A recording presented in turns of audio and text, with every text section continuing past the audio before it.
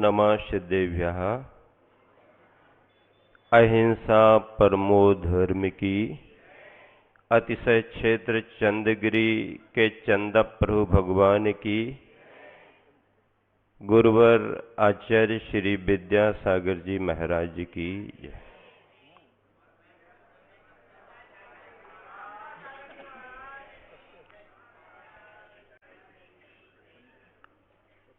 आज के दिन गुरुदेव की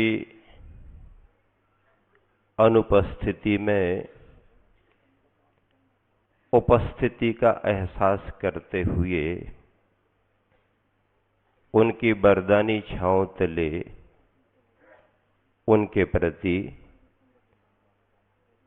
विनयाञ्जलि अर्पित की जा रही है। उपस्थित सभी महानुभाव,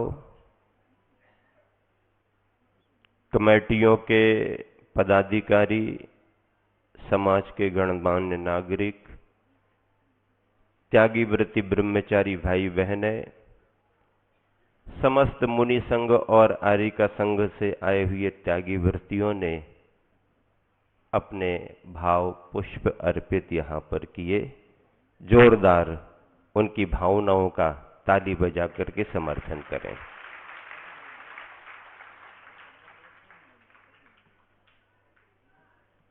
अपने हार्दिक उद्गारों के साथ आर्यिका ज्ञानमती माता जी की विनयाञ्जलि लेकर के आए रविंद्र कीर्ति जी ने अपने भाव यहाँ पर प्रकट किए। वह माता जी के अंतरंग हार्दिक स्नेह का परिचय है। उनकी विनयाञ्जलि को यह सभा स्वीकार करती है। संघ के सभी मुनि संघों का प्रतिनिधि उद्बोधन सभी की सहमति से निर्यापक मुनि संभव सागर जी, निर्यापक मुनि अभय सागर जी और संघ के वर्तमान में अभी यहाँ विराजमान ज्येष्ठ श्रेष्ठ निर्यापक मुनि योग सागर जी ने बहुत हृदय की गहराइयों को छू करके अपने भाव प्रकट किए। उनकी अभिव्यक्ति को ये पूरा संघ नमन करता है। गुरुवर के चरणों में रहने वाले वो अंतिम 3 साधक, पहले 4 थे, फिर 3 का क्रम बना, क्योंकि सिद्धांत सागर जी एलक जी को आचार्य ने बहुत बड़ी जवाबदारी दे कि सिरपुर का प्रहरी बना करके वहां पर नियुक्त किया। उनके श्रम की सराहना की जाए, तालियां बजाई जाए। और जैसे भद्रबाहु महाराज जी की सेवा में लगे हुए सम्राट चंद्रगुप्त को सौभाग्य प्राप्त हुआ, वैसे गुरुवर की सेवा में रहने वाले निर्यापक मुनि प्रसाद सागर जी, मुनिवर चंद्रप्रभ सागर जी और मुनिवर निरामय सागर जी की सेवाएं हम सबके लिए हमेशा प्रणम्य रहेंगी। ब्रह्मचारी विनय भैया और तात्या भैया की सेवाओं के लिए, मधुर की सेवाओं के लिए इन वर्षों में भुलाया नहीं जा सकता है। उन्हें याद करना भी आज की ये भावांजलि सभा का एक महत्वपूर्ण अंग है। विनय भैया के बारे में कुछ कहने की जरूरत नहीं है। यहाँ पर हम चारों महाराज जी कटनी चातुर्मास करने के बाद गुरुवर के आदेश से मऊ क्षेत्र में सिद्ध चक्र विधान और पत्थर के मंदिर का विशेष शिलान्यास संपन्न करा ही रहे थे, और उसी समय गुरुवर की अस्वस्थता के समाचार मिले।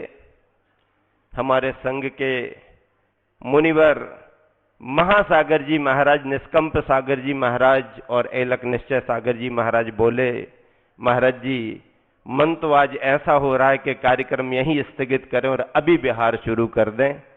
मैंने कहा मन मेरा भी है, लेकिन जवाबदारी है इसे पूर्ण करना है। और विधान को सीमित करके हम लोगों ने आदेश की परवाह किए बगैर ही बिहार कर दिया। लेकिन मुनिवर योग सागर जी महाराज का बड़ा सौभाग्य है कि आचार्य श्री से स्टे ऑर्डर मिले कि उसके पहले ही इन्होंने चक्रव्यूह का भेदन कर दिया। आचार्य श्री को आश्चर्य हुआ,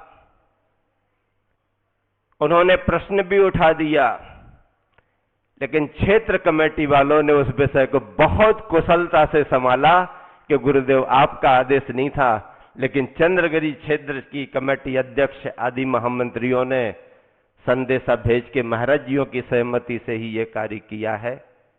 आचार्य श्री को समय समता का भाव रखना पड़ा। हम चारों महाराज जी जिस समय गुरुवर के चरणों में पहुंचे, स्वास्थ्य की प्रतिकूलता के समाचार मिल रहे थे, मन व्याकुल था। जैसे ही कक्ष में प्रवेश किया, संघस्थ मुनिजन थे।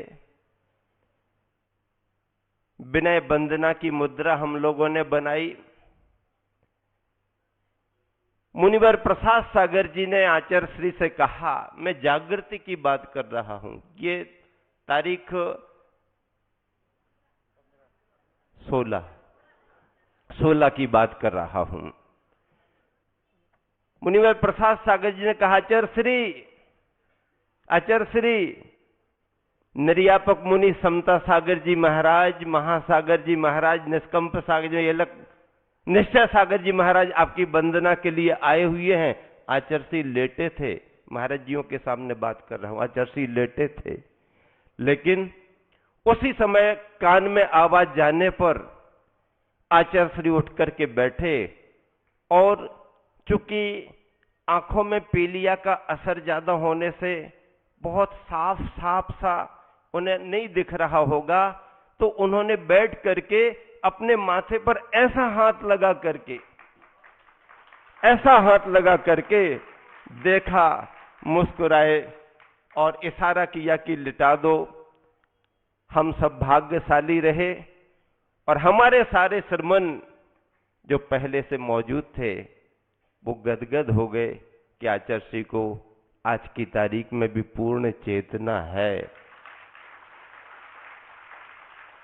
मुनिवर योग सागर जी महाराज कितनी दूर से लंबा विहार करके आए, साथ में निस्सीम सागर जी महाराज और साथ में जुड़ने वाले पूज्य सागर जी महाराज और धैर्य सागर जी महाराज के भी पुण्य की सराहना की जाएगी, क्योंकि उन्हें बहु प्रतीक्षा के बाद गुरुवर के चरणों में आने का अवसर मिला। लेकिन भाग्यशाली रहे कि अंतिम सेवा में वह मौजूद रहे और बहुत प्राणपन से उन्होंने सेवा की, ये हम लोगों ने देखा। अभय सागर जी महाराज जी, संभव सागर जी महाराज जी भी बहुत विहार करके आगे बढ़ रहे थे, लेकिन उन्होंने जैसा भाव प्रकट किया, कभी कभी ऐसा हो जाता है किनारा पास आने पर भी किनारे पर नहीं पहुंच पाते हैं, पर वो भाग्यशाली रहे। संघ के कितने मुनिवर और कितनी आरिकाएं अपनी भावनाएं प्रेषित करती रहीं। हम सभी ने रात्रि के संबोधन में उन सबकी तरफ से उनका नमोस्तु आचार्य श्री को निवेदित किया था। यह संघ की जवाबदारी थी। हजार हजार किलोमीटर दूर संघ विराजमान है। आर्य का संघ, मुनि संघ अगर सौभाग्य से हम यहाँ आ गए तो यहाँ आने के बाद दूर रहने वाले को भूलना नहीं पड़ता है, ये हमारा दायित्व बनता है। और सारे संघों ने क्षमा याचना भी की। सारे जितने भी निर्यापक हैं उन सभी मुनि संघों की तरफ से आचार्य श्री को नमोस्तु आया। आर्य संघों ने नमोस्तु भिजाया और उस संपर्क को हम लोगों ने ब्रह्मचारी भाइयों से करवाया। क्यों? क्योंकि रात्रि का समय है। हमारा कर्तव्य बनता है कि हमारे साधर्मी बंधु कोई बिहार में है, कोई गांव में है, हजारों किलोमीटर दूर हैं, नहीं आ पा रहे। चाहे प्रमाण सागर जी महाराज हो, चाहे नियम सागर जी महाराज हो, चाहे सुधा सागर जी महाराज हो, चाहे और वीर सागर जी महाराज हो, चाहे कोई भी आदि का गुरुमती हैं, दृढ़मती हैं, स्वस्थ हैं गुरुमती जी, पर उनकी व्याकुलता हम जानते हैं। चाहे कोई भी आदि का संग पूर्णमती हो, चाहे आदर्शमती जी हो, कार वाले तो दौड़ दौड़ करके आ गए, लेकिन नमो कार वाले क्या करें? नमो कार वाले तो नियमों से बंधे हैं, कार वाले आ सकते हैं, लेकिन योग सागर जी महाराज जी की व्यापकता, और उन्होंने कहा सभी संघों को, स्वयं महाराज जी ने मैसेज कराए अपनी उपस्थिति में।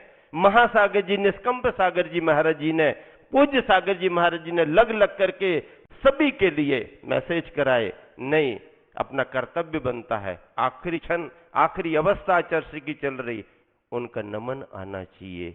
ये संघ का एक बहुत बड़ा कर्तव्य है और मैं समझता हूं इसी कर्तव्य के पालन करने के लिए गुरुवर ने अपने संघ में कुछ व्यवस्थाएं समाज के सामने घोषित कराई हैं। उन कर्तव्यों का पालन करना हम सभी का उत्तरदायित्व है। गुरुवर सामने रहते हैं, हम सब सूरमा बनते हैं, लेकिन अगर गुरुवर नहीं है तो हमें घबराने की जरूरत नहीं है, बल्कि जो वीरता गुरुवर के सामने थी उससे डबल वीरता के साथ में जिन शासन को, महावीर भगवान की परंपरा को, वीतरागता को, रत्नात्रय को, मोक्ष मार्ग को आगे बढ़ाने में हम और आप करते रहेंगे। ध्यान रखना, व्यक्ति की एक उम्र होती है, चाहे तीर्थंकर हो, चाहे चक्रवर्ती हो, चाहे कोई भी हो, मुनि आचार्य, उनके शरीर की एक अवधि होती है, लेकिन उनके विचारों की कोई अवधि नहीं होती है, विचारों की सीमा नहीं होती है। इसलिए जब तक विचार गूंजते रहेंगे इस ब्रह्मांड में, तब तक वह व्यक्तित्व हमारे सामने मौजूद रहेगा। इसलिए मान करके चलो कि आचार्य विद्यासागर की पर्याय हमारे सामने अब नहीं है, लेकिन उनके विचार और उनकी परंपरा से हजारों हजारों वर्ष के लिए आचार्य विद्यासागर हमारे तुम्हारे सामने मौजूद रहेंगे। जैसे महावीर का नाम लिया जाता है, जैसे आचार्य कुंद स्वामी का नाम लिया जाता है, जैसे आचार्य शांति सागर जी का नाम लिया जाता है, अनेक आचार्यों का, आचार्य महावीर भगवान के बाद कुंद स्वामी के बाद वैसे ही आदर सम्मान के साथ आचार्य विद्यासागर जी का नाम लिया जाता रहेगा, विद्यासागर जी का नाम लिया जाता रहेगा। बंधुओं, उनकी चैतन्य जागृति का संस्मरण मुझे निरामय सागर जी महाराज ने सुनाया। उन्होंने कहा, महाराज जी रोज सुबह स्वयंभू सुनाया करते थे, लेकिन स्वयंभू में अभी इन दिनों में आचार्य श्री ने मेरी गलती पकड़ी। अभी इन दिनों में जैसा आचार्य श्री सुनाते हैं कि ज्ञान सागर जी महाराज जी को आचार्य श्री समाधि के समय में इनकी चेतना बराबर जागृत है कि नहीं, जानबूझ करके कुछ गलत पढ़ दिया करते थे और ज्ञान सागर जी अंगुली उठा करके टोकते थे। निरामय सागर जी ने सुनाया, महाराज जी मैं कुंथुनाथ भगवान की स्तुति करते हुए मेरे मुख से निर्णाम शब्द निकल गया। क्या निकल गया? निर्णाम। अरेनाथ भगवान की स्तुति करते हुए निर्णाम शब्द निकल गया। तो आचार्य ने टोक दिया, निर्णाम करते हो? निर्णाम बोलो, निर्णाम डबल रिरी, निर्णाम ने निर्णाम। कितनी बड़ी जागृति, और देखिए, स्वस्थ शरीर के साथ संलेखना साधना आसान होती है। उम्र बढ़ती जाए, शरीर कृश होता जाए, पर टिमटिमाता रहता है, शरीर स्वस्थ है। शरीर स्वस्थ के साथ संलेखना साधना आसान होती है। लेकिन अगर शरीर में अस्वस्थता बढ़ गई है, उस समय संलेखना को साधना और उस समय अपनी जागृति बनाए रखना बहुत कठिन, बहुत दुर्लभ है। इसलिए गुरुवर ने जिस संलेखना को प्राप्त किया है वह संलेखना ही नहीं है, बल्कि पंचम काल में आचार्य की एक समाधि का अतिशय माना जाएगा। उन्होंने जरा सी एलोपैथी के लिए महत्व नहीं दिया, चेकअप कराने को महत्व नहीं दिया। मैं आपको स्पष्ट कह रहा हूं, कमेटी वालों ने, डॉक्टरों ने कई बार कहा, जरा सा सैंपल दे दो, जरा मालूम तो चल जाए कि अंदर क्या क्या प्रॉब्लम है बॉडी में। उन्होंने सैंपल देने को इनकार कर दिया। और क्या कह करके इनकार किया? मैं आचार्य कुंद कुंद की परंपरा का हूं, मैंने कुंद कुंद के ग्रंथों को पढ़ा है। प्राण चले जाएंगे पर मैं सैंपल नहीं दूंगा, ब्लड का सैंपल नहीं दूंगा।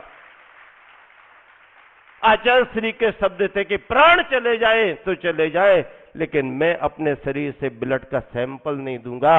आज पंचम काल में आचार्य श्री की समाधि हो गई तो हो गई, लेकिन हम लोगों को गर्व और गौरव है कि उन्होंने कुंद कुंद के ग्रंथों को जीवंत करके दिखा दिया, चर्या में जीवंत करके दिखा दिया। चर्चा में नहीं, चर्या में जीवंत करके दिखाया। वो कहते थे शरीर कभी भी छूट सकता है, जा सकता है, लेकिन मैं समझौता नहीं करूंगा सिद्धांतों से। खान पान में उनके जो त्याग थे, उनने जरा भी बीमारी में उस चीज को स्वीकार नहीं किया है। बहुत बड़ा आदर्श हमारे गुरुवर ने प्रस्तुत किया है। उन्होंने कहा हम केस रोज करते हैं तो उपवास करते हैं, ब्लेड देंगे। आचार्य श्री ने कहा, महाराज जी बता रहे कि हम केसलुंच करते हैं तो ब्लड के स्पर्श में हम उपवास करते हैं, इसको देने में कितना क्या मुझे सोचना पड़ेगा। देखिए, ये बहुत बड़ी जागरूकता है और गुरुवर ने इस तरह से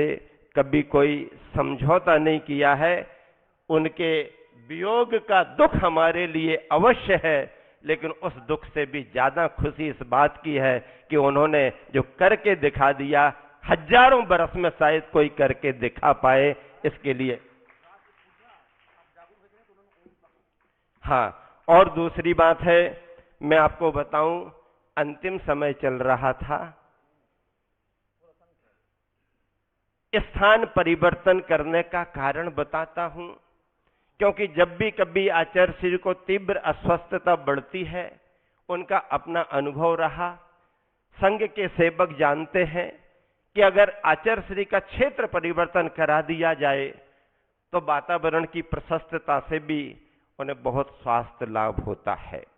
पिछले वर्षों में भी जब भी बहुत स्थितियां बिगड़ी हैं, तब भी क्षेत्र परिवर्तन करने से सुधार हुआ है। वही प्रयोग यहां पर भी किया कि क्षेत्र परिवर्तन करा दिया जाए। क्षेत्र परिवर्तन होने पर भी जब देख लिया कि 2 दिन में वांछित अपने उद्देश्य की पूर्ति नहीं हो रही है, तब हम लोगों ने तुरंत ही विचार किया अब क्या करना। हमारे ज्येष्ठ श्रेष्ठ महाराज जी बोले, सभी महाराज जियों ने तय किया कि भाई क्षेत्र इतना बड़ा है, तपोभूमि गुरुवर की है, अपन क्यों न पुनः आचार्य श्री के लिए चंद्रगिरी ही ले चले। और बिल्कुल विचार को विलंब नहीं दिया गया और तुरंत 4:15 बजे से 5:15 बजे यहां पर आना हो गया। अतिथि भवन में पुनः उन्हें स्थान दिया गया। शाम का प्रतिक्रमण हम सभी ने मुनि संघ ने उपस्थित होकर के किया। कायोसर्ग के समय आचार्य श्री कायोसर्ग 1 करना है, आचार्य श्री 4 कायोसर्ग करना है। प्रसाद सागर जी बराबर बताते जा रहे और आचार्य श्री जैसा करते वैसा, मतलब प्रतिक्रमण किया। उसी के तुरंत बाद आचार्य भक्ति भी की। उस समय का एक संस्मरण सुना रहा हूं। पूज्य सागर जी महाराज जी, योग सागर जी महाराज जी थे। उसके पहले जहां फार्म हाउस में रुके थे, मनीष भैया पूर्ण आयु वाले आए और उन्हें ऐसा लगा कि आचार्य श्री के दर्शन हो जाए। महाराज जी की नजर पड़ी, अंदर बुलाया। उस समय बातचीत करते करते आचार्य श्री को स्मरण दिलाया, मनीष पूर्ण आयु से आया है आचार्य श्री मुस्कुराने लगे, बातचीत की, मतलब कोई राग द्वेष नहीं है, लेकिन चेतना की इतनी स्थिरता थी, जागृति थी उसकी बात। 3 दिन गुरुवर ने जल ग्रहण नहीं किया, 3 दिन गुरुवर ने जल ग्रहण नहीं किया। श्राविकाओं ने भावना रखी, उनने अपने कर्तव्य का पालन किया। ब्रह्मचारी विनय भैया तैयार हुए, अगर आचार्य श्री की कोई अनुकूलता बनती है क्या है, लेकिन उन्होंने इनकार कर दिया। 3 दिन उन्होंने जल ग्रहण नहीं किया। 3 उपवास के साथ उनकी समाधि संपन्न हुई है। और रात्रि के समय जब संबोधन दिया जा रहा था, रात्रि के समय जब संबोधन दिया जा रहा था, तो मुनिवर योग सागर जी ने संबोधन दिया, मुनिवर महासागर जी महाराज जी ने संबोधन दिया, मुनिवर निष्कंभ सागर जी महाराज जी, मुनिवर पूज्य सागर जी महाराज जी भी संबोधन दे रहे थे। और मैंने भी अपने भावों से गुरुवर को क्या संबोधन देंगे, लेकिन गुरुवर की चेतना अपनी चेतना में बनी रहे, इसलिए जो भी बना संबोधन दिया और ये आश्वासन दिलाया, आप सुनना उसमें, कि गुरुदेव आपने हमारे संघ के ज्येष्ठ श्रेष्ठ मुनिवर से जो कहा है, सारा संघ उस बात पर अमल रहेगा, आपके बताए मार्ग पर आगे बढ़ेंगे, और जो जो बात आपने बताई है उसका पालन किया जाएगा। आप छपक राज हो, मैंने ये कहा, आप छपक राज हो, निर्विकल्प हो, इत्यादि प्रकार से हम सभी महाराज जियों ने गुरुवर को संबोधन दिया। उन्हें किसी के संबोधन की जरूरत नहीं थी, मैं बात सत्य कह रहा हूं। उन्हें किसी संघ की जरूरत नहीं थी, उन्हें किसी के संबोधन की जरूरत नहीं थी। हम और आपको लग रहा था कि हमारा योगदान कुछ चला जाए, लेकिन उन्होंने अपनी जो विचारधारा और जो जीवनचर्या बनाई थी, उसमें किसी संघ की जरूरत नहीं थी। एक विद्वान व्रती ब्रह्मचारी के सामने आचार्य श्री ने ये बात रखी। उसने पूछा, आचार्य श्री अभी तो आपकी अवस्था ऐसी है, आपको तो संघ में कुछ महाराज जियों के लिए और सम्मिलित कर लेना चाहिए। तो आचार्य श्री ने कहा कि नहीं, इसमें से 2 को और मैं कम करना चाह रहा हूं। आप सोचो, आचार्य श्री ने क्या कहा, अभी मैं इसमें से 2 को और कम करना चाह रहा हूं। अब महाराज जियों में लगा कि अब पता नहीं किसको कम कर देंगे, पता नहीं किसको कम कर देंगे, लेकिन आचार्य श्री ने एक बार ये भाव भी प्रकट किया, शास्त्र में मैंने पढ़ा है कि परगन में चले जाना चाहिए, लेकिन इस समय पंचम काल में उस तरह की व्यवस्थाएं नहीं बन पा रही हैं, इसलिए मैं परगन में नहीं जा रहा हूं। मेरा मन होता है कि अपने गण को छोड़ करके परगन में चला जाऊं। कितनी बड़ी बात है, रिकॉर्ड है, इतिहास है, इतिहास के पन्ने की बात मैं आपके लिए सुना रहा हूं। और दूसरी बात, आचार्य श्री से जब पूछा गया कि आचार्य श्री आपने संघों को आने से क्यों मना कर दिया, क्या पूछा, आचार्य श्री आपने संघों को आने से क्यों मना कर दिया।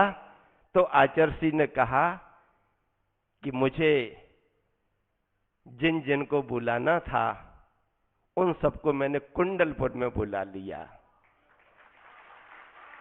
ये उत्तर है, आचार्य श्री का उत्तर था, मुझे जिसको भी बुलाना था मैंने सबको कुंडलपुर में बुला लिया, अब मुझे किसी संघ को बुलाने की जरूरत नहीं। मतलब कुंडलपुर महोत्सव के बाद से आचार्य श्री ने अपने सारे प्रत्याख्यान, सारे त्याग मन ही मन में इस तरह से संकल्पित कर लिए कि हम और आप उन्हें समझ नहीं पा रहे। उनकी अंतरंग से समाधि कितने वर्षों से चल रही, कुंडलपुर के बाद उन्होंने जो निर्वृत्ति का मार्ग अपनाया, कर्तव्य की दृष्टि से समाज को और अन्य लोगों को थोड़ा मार्गदर्शन देते रहे, लेकिन जैसा महाराज जी ने कहा, शिष्य प्रपंच का विचार उनका कब से चल रहा है और वह अध्यात्म का जीवन जी रहे थे। नवंबर में जब 2019 में मैं वहां पर पहुंचा, मुनिवर प्रमाण सागर जी भी वहां पर उपस्थित हुए। अभी संलेखना के संदर्भों में भी बराबर वो संपर्क में रहे, हम लोगों के बराबर हम लोग समाचार देते रहे। एक दूसरे संघ को बराबर गतिविधियों से अवगत कराते रहे।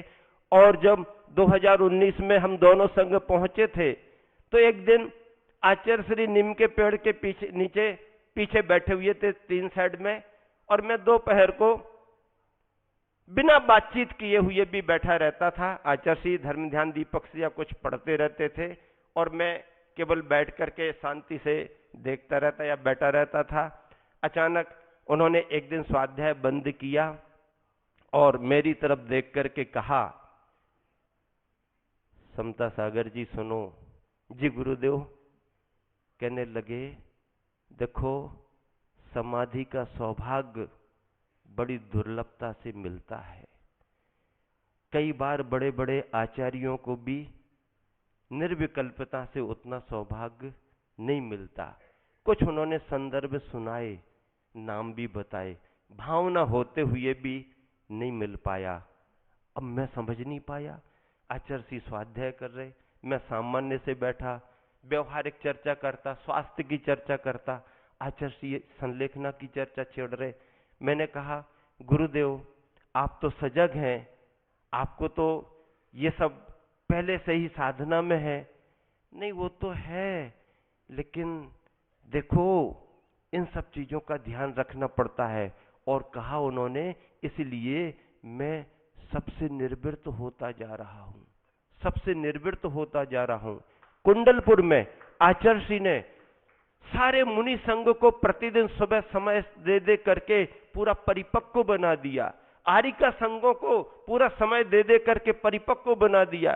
प्रतिभा मंडल की बहनों को समय दे दे करके पूरा परिपक्व बना दिया। और कुंडलपुर में कहा, मुझे जो करना था मैंने कर दिया, सबको स्वाश्रित बना दिया है, अब मुझे किसी की कोई चिंता नहीं है। बंधुओं, ये संदर्भ क्या दर्शाते हैं? फिर मैं सबसे बड़ा महत्वपूर्ण बिंदु आपको बता रहा हूं। मुनिवर योग सागर जी बहुत तीव्र गति से विहार करते हुए गुरुदेव के पास आए, वंदना की, बड़ा सौभाग्य था, वैयावृत्ति करने का अवसर मिला।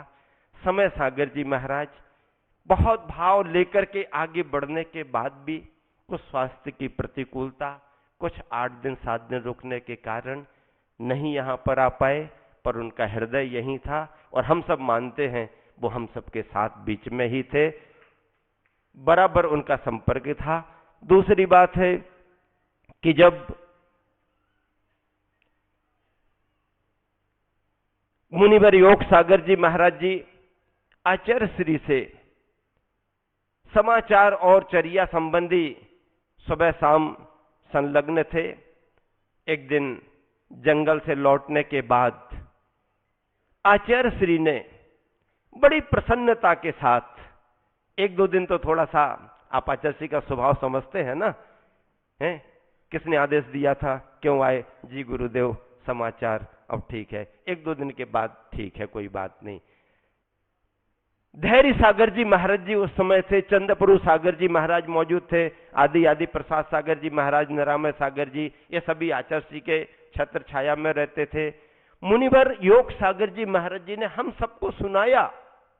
इस रहस्य को वो अपने पेट में छिपा करके रखे रहे इतने दिनों तक, लेकिन एक दिन हम लोगों को बिठाल करके संलेखना के पहले गुरुदेव के सामने सामने, संलेखना के पहले गुरुदेव के सामने सामने उन्होंने कहा कि जो बात आचार्य श्री की हुई है वो गुरुदेव के सामने ही आप लोगों को बताना चाहता हूं। गुरुदेव के बाद क्या बताऊंगा?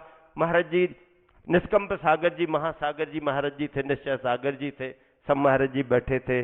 और योग सागर जी ने कहा कि आचार्य श्री जी ने मुझे संकेत करके बुलाया और कहा, देखो मैंने सारी जवाबदारियां सौंप दी हैं और सबको बता दिया है, और ध्यान रखना जो भी तुम्हारे लिए कहा जा रहा है उसका आप अनुपालन कराना, जवाबदारी आपकी है। आप सोचिए कितनी बड़ी जवाबदारी आचार्य श्री ने महाराज जी को सौंपी है। अभी हम लोग व्याकुल हैं क्योंकि आचार्य श्री की समाधि हो गई, उत्तराधिकारी आचार्य की घोषणा होनी है, और आचार्य श्री ने जो सूत्र दिए हैं जो सुझाव दिए हैं वो अभी हम लोगों के पास हैं, व्हाट्सएप पर चल रहे हैं, वो बहुत अच्छी बात है, पर अधिकृत अभी हम लोगों ने मंच से घोषणा नहीं की है। अभी ये संघ के प्रतिष्ठाचार्य की जवाबदारी थी और उन्होंने अपना कार्य शीघ्रता में किया, वो संघ की अनुमोदना से किया है, लेकिन वो प्रतिष्ठाचार्य की सूचना है, अभी संघ के मंच की घोषणा नहीं है। और घोषणा आज करने के लिए हम लोगों का मन था, लेकिन महाराज जी ने कहा कि आज घोषणा अगर करेंगे और जिन्हें अपन को सौंपना है वो अगर इनकार कर देंगे, क्योंकि वो भी आचार्य विद्यासागर की परंपरा के हैं, वो भी आचार्य विद्यासागर जी की परंपरा के हैं, अगर उन्होंने इनकार कर दिया, नहीं मैं नहीं करूंगा, मैं इस जिम्मेदारी को नहीं निभाऊंगा, तो क्या करूंगा। इसलिए आज घोषणा करने के साथ साथ इस बात के लिए भी हम लोगों को तैयारी करनी है कि महाराज जी को जबरदस्ती मनवाना पड़ेगा और महाराज जी से ही ये सारा का सारा जो आचार्य श्री का उत्तराधिकारी भार है उन्हें जिम्मेदारी निभाने के लिए निवेदन करना पड़ेगा।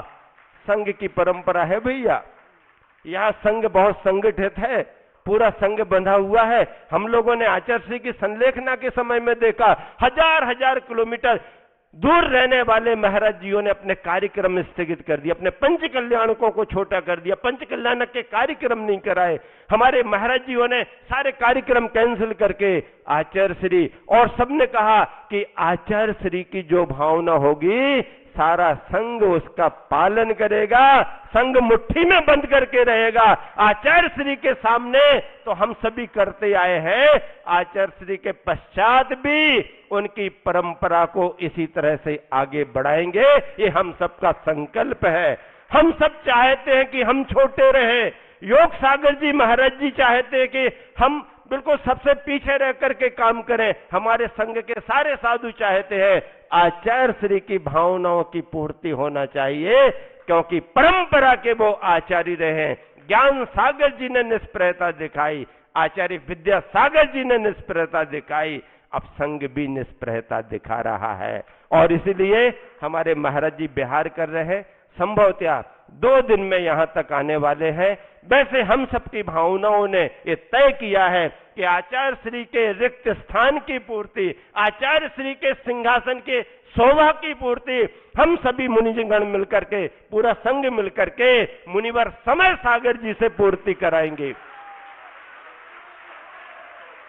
मुनिवर समय सागर जी से पूर्ति कराएंगे। और मुनिवर समय सागर जी हमारी परंपरा के आचार्य, परंपरा के आचार्य शांति सागर जी, रविंद्र भाई बैठे हुए हैं, आचार्य शांति सागर जी महाराज जी की परंपरा के, आचार्य कुंद कुंद स्वामी की परंपरा के, वीर सागर जी, शिव सागर जी, ज्ञान सागर जी, आचार्य विद्यासागर जी के बाद में उत्तराधिकारी के रूप में आचार्य समय सागर जी महाराज रहेंगे।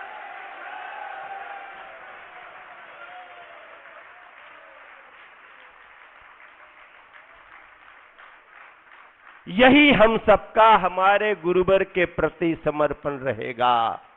आज ना हमें बचपन की बात करनी है गुरुवर की, ना हमारे लिए जवानी की बात करनी है गुरुवर की, ना हमारे लिए उनके यशस्वी जीवन कीर्ति पताका की बात करनी है। हमें तो बात करनी है कि उनके जाने के बाद उनकी परंपरा का उत्तराधिकारी कौन होगा, ताकि उनके संरक्षण में, उनकी छत्र छाया में हम सभी निरंतर आगे बढ़ते चले। बंधुओं, गुरुवर ने निर्यापकों की उपाधि देकर के अपने कुछ शिष्यों को विशिष्ट जिम्मेदारियां सौंपी हैं। वो निर्यापक आचार्य श्री के निर्देशों के अनुसार बहुत बड़ी योग्यता को रखने वाले हैं और उनके क्या कार्य हैं वो आचार्य श्री ने सारे निर्यापकों को बता दिए हैं। आप लोग जरा प्राइमरी की बातें नहीं करना, हायर एजुकेशन की बातें कर रहा हूं। आप ये सड़क छाप बातें नहीं करना कि किसका क्या है। आचार्य श्री ने सारे निर्यापकों को कुंडलपुर में अच्छे तरीके से संकेत दे दिए हैं। हमारे संघ के प्रत्येक निर्यापक जवाबदार हैं। आचार्य श्री के संग के। प्रत्येक निर्यापक जवाबदार है, उनकी जवाबदारियां हैं, वो कार्य करेंगे। वो क्या कार्य करेंगे और हमारे आचार्य महाराज के क्या कार्य होंगे, ये बताने का अधिकार मुझे नहीं है। ये बताने का अधिकार मुझे नहीं है। जिस समय सारा संघ अपने आचार्य को घोषित करेगा, फिर वो आचार्य महाराज सारे निर्यापकों के कार्य बताएंगे।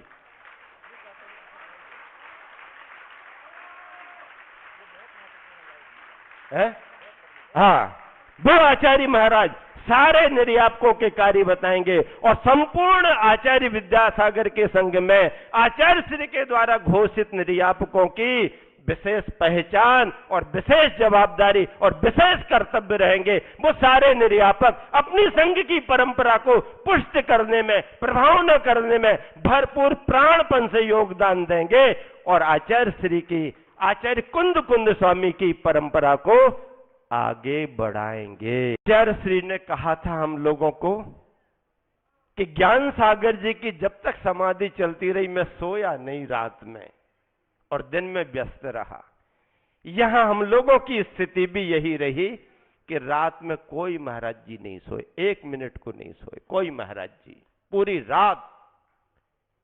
जैसे ही 8:30 बजे से संकेत मिलना शुरू हुआ, 10 सवा 10 बजे स्थिति पुष्ट होने लगी कि दीपक टिमटिमा रहा है, कोई भरोसा नहीं।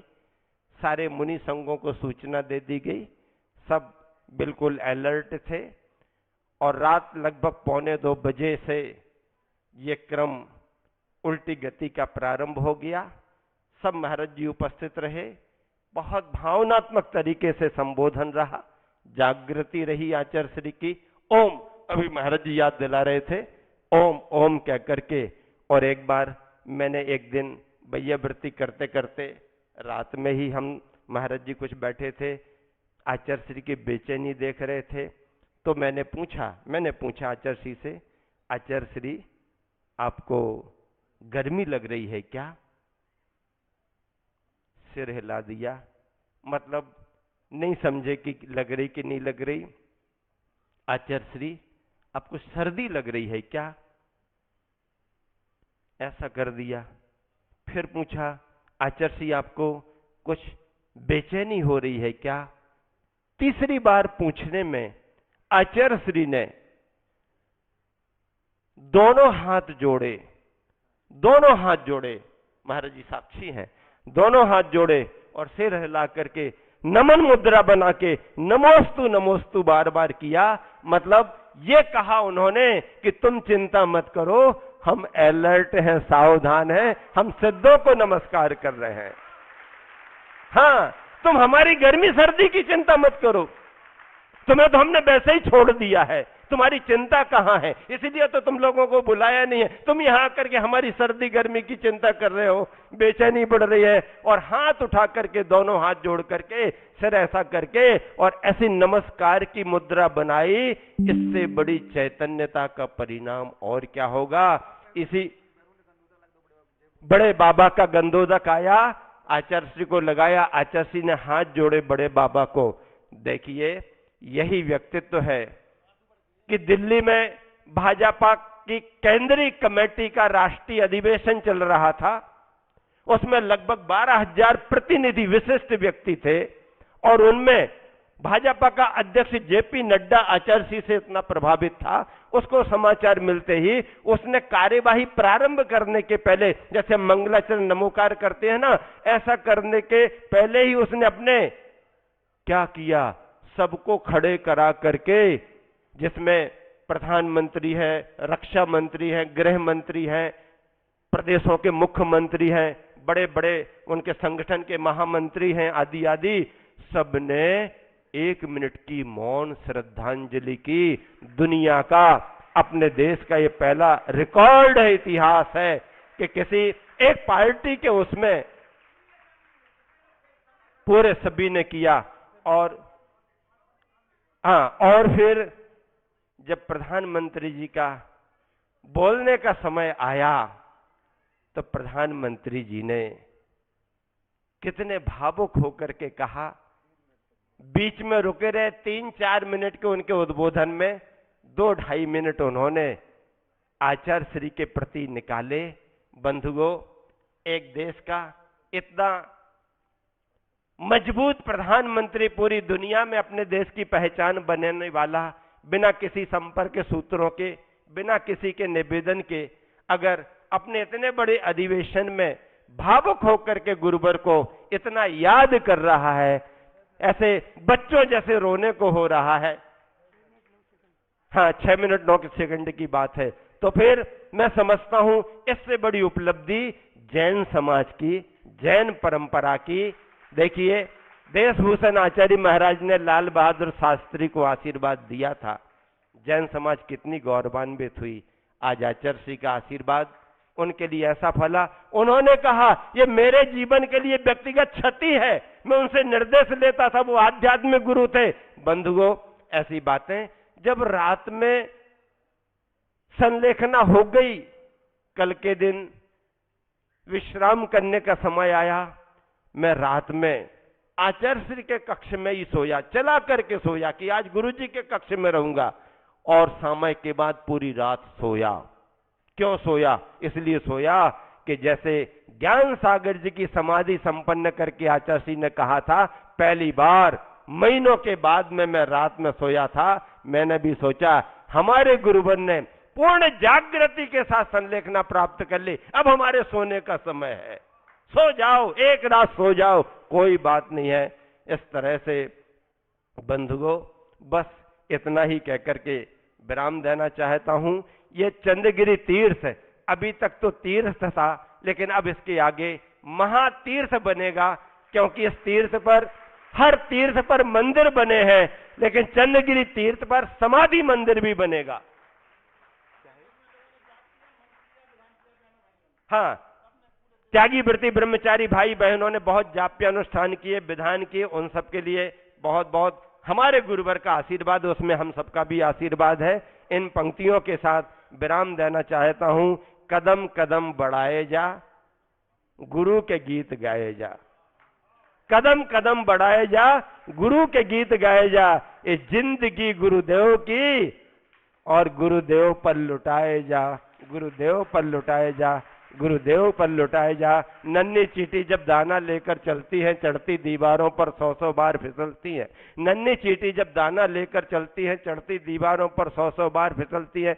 उनके मन का उत्साह, रगों में साहस बढ़ता है, गिरकर चढ़ना, चढ़कर गिरना ना करता है। आखिर उसकी मेहनत बेकार नहीं होती, और कोशिश करने वालों की कभी हार नहीं होती, कोशिश करने वालों की कभी हार नहीं होती। गुरुवर को बीमारी ने जरूर घेरा, लेकिन बीमारी से गुरुवर हारे नहीं। इस हार को भी उन्होंने अपने गले का हार उपहार बनाया, और हम सबके लिए आदर्श दिया।